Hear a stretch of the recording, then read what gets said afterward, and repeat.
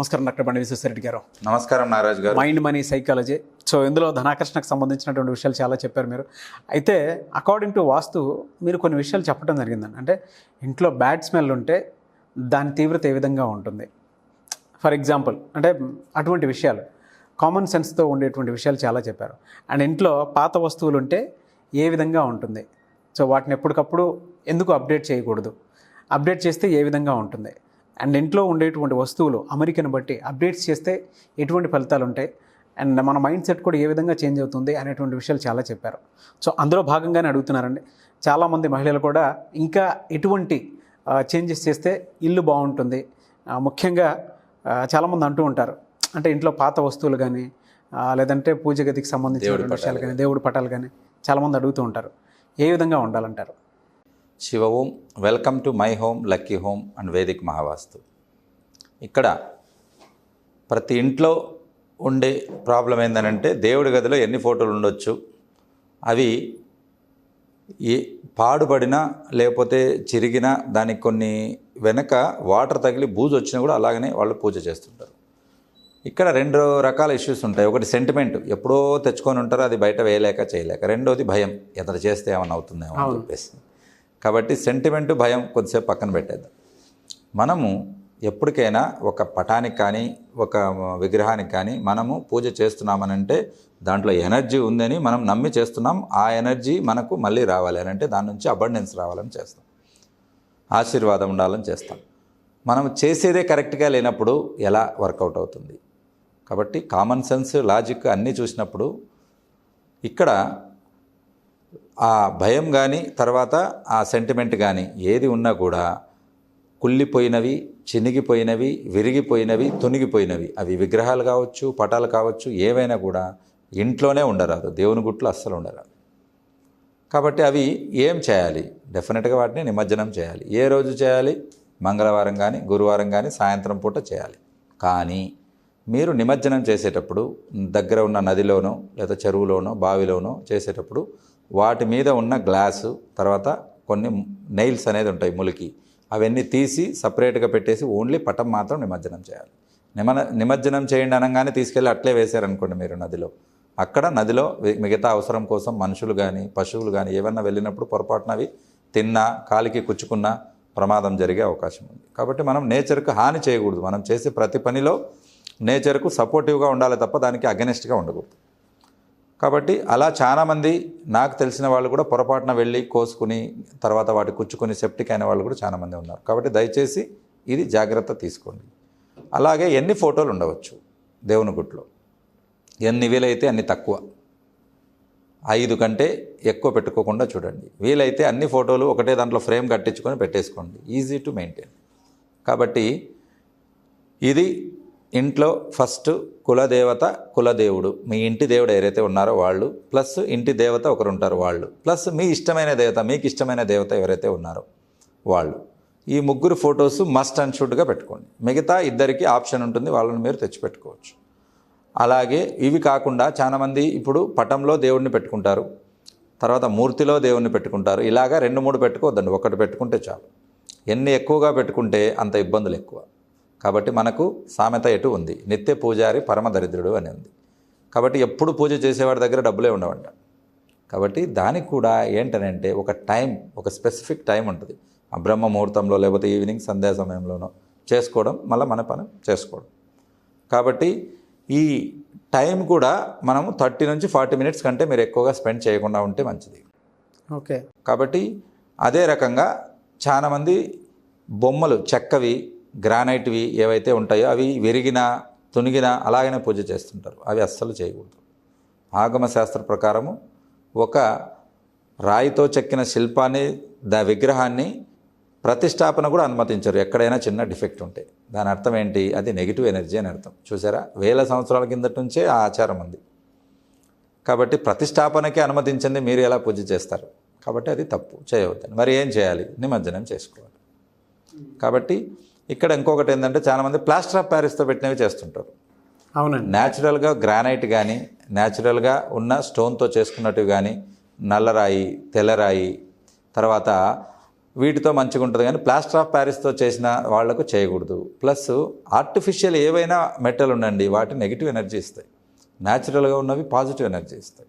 అందుకే తాబేలు విషయం చెప్పినప్పుడు కూడా క్రిస్టల్ది మీరు అవాయిడ్ చేయండి, లేదా లాస్ట్ ఆప్షన్ పెట్టుకోండి అని చెప్పింది.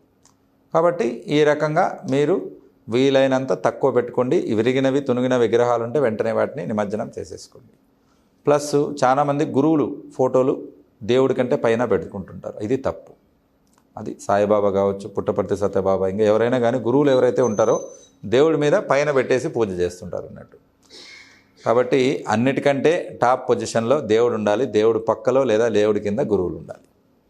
కాబట్టి ఈ జాగ్రత్తలు మీరు తీసుకోకపోతే దోషపూరితమైన పూజ అవుతుంది అన్నట్టు. అలాగే పటములు ఎప్పుడైతే ఏ పొజిషన్కు ఉండాలి, Vedic Mahavastu first preference second preference ఏం చెప్తుంది, ఎప్పటికి కూడా భగవానులు అన్నట్లోకి ఫస్ట్గా సూర్య భగవానుడిని కొలుస్తారు అందరూ. ఎందుకనంటే ఈ సకల జరాచరానికి వెలుగును శక్తిని ఇచ్చేది సూర్యుడు కాబట్టి సూర్యుడు ఎక్కడి నుంచి వస్తున్నాడు, ఈస్ట్ నుంచి వస్తున్నాడు. కాబట్టి ఫస్ట్ ప్లేస్ వచ్చేసి ఈస్ట్కి పటాలు పెట్టుకొని, పటాలు వెస్ట్ని చూస్తుంటాయి, మీరు ఈస్ట్ని చూస్తూ పూజ చేసుకోవడం అనేది బెస్ట్ ఫస్ట్ ఇష్యూ. సెకండ్ వచ్చేసరికి నార్త్కి వస్తుంది. చాలామంది మీరు ఎప్పుడు నార్త్ అని చెప్తుంటారు కదా, మరి నార్త్కు పటాలు పెట్టుకోవచ్చు కదా అంటే నార్త్ కూడా పెట్టుకోవచ్చు, కానీ first option east, second option నార్త్కు పెట్టుకోవచ్చు. నార్త్కు పెట్టుకొని పూజ చేసుకోవచ్చు. అంటే మీరు నార్త్ని చూస్తుంటారు, పటాలు సౌత్ని చూస్తుంటాయి. థర్డ్ ఆప్షన్ అని అంటే వెస్ట్, లేదా ఇంకా ఫోర్త్ ఆప్షన్ అనేది ఉండదు. సౌత్కు ఓన్లీ గతించిన వారి ఫోటోలు, అంటే చనిపోయిన వారి ఫోటోలు మాత్రమే పెట్టవలసి ఉంటుంది. ఇక్కడ పొరపాటున కూడా దక్షిణం వైపు తిరిగి పూజలు చేసుకోకూడదు. దక్షిణం వైపు తిరిగి పూజ చేసుకోవాల్సిన రోజు ఒకటే ఉంది, అది అమావాస్య. పితృతర్పణం చేసుకోవాలి దక్షిణం వైపు తిరిగి, పెద్దలకు కర్మకాండలు చేసుకోవాలి దక్షిణం వైపు తిరిగి. కాబట్టి అందుకే వాస్తుశాస్త్రంలో చెప్పారు, బంగారు ఇచ్చినా కూడా తల ఉత్తరం వైపు పెట్టి కాళ్ళు దక్షిణం వైపు పెట్టొద్దని చెప్పారు. అనంటే వాళ్ళు అంత గొప్పగా చెప్పారనంటే లాజిక్తోనే చెప్పారు. కాబట్టి తల ఎప్పుడు దక్షిణం వైపు ఉండాలా, లేవంగానే మనం తూర్పును చూడాలి. దక్షిణాన్ని చూడడాన్ని కూడా అవాయిడ్ చేశారంటే మరి పటాలు పెట్టి పూజ ఎలా చేస్తారు?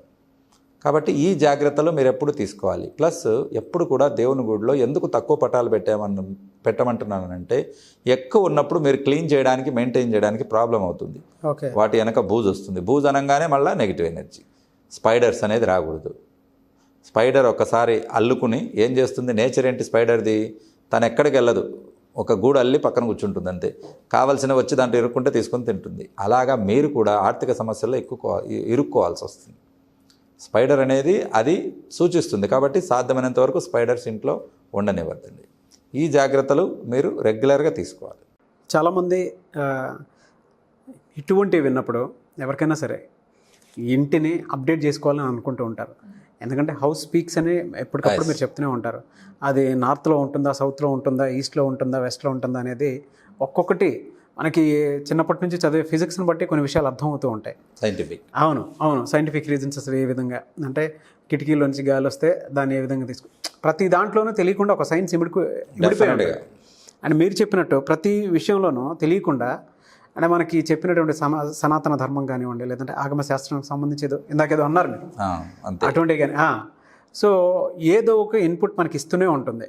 ఇవి చూసిన తర్వాత అయినా సరే ఇంట్లో ఏదైనా ఉందో లేదో, పాజిటివ్ కావచ్చు నెగిటివ్ కావచ్చు, వాట్ ఎవర్ చూపించుకోవాలని ఎవరికైనా ఉంటుందండి. అంటే ఒక్కసారైనా సరే వాస్తు విజిట్ కావాలి అనుకునేటువంటి వాళ్ళు చాలా అనుకుంటూ ఉంటారు. అటువంటి వాళ్ళకి మీరు డైరెక్ట్ అపాయింట్మెంట్ ఇస్తారా, వాస్తు విజిట్కి వెళ్తారా? Here we are to serve you all. కాబట్టి విజిట్ కావాల్సిన వాళ్ళు కింద కనపడిన నంబర్లకు కాల్ చేసి మీరు అపాయింట్మెంట్ రిజిస్టర్ చేసుకోవచ్చు.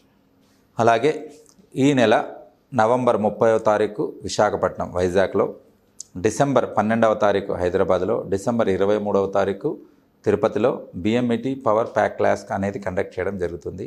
ఈ క్లాస్లో మన చుట్టూతో ఉన్న వ్యాపార అవకాశాలను మనము డబ్బుగా సంపదగా ఎలా మార్చుకోవాలి, ఆ సంపదను తక్కువ సమయంలో డబుల్ ట్రిబుల్ ఎలా చేసుకోవాలి అన్న ఫినాన్స్ టిప్స్ అనేది చెప్పడం జరుగుతుంది.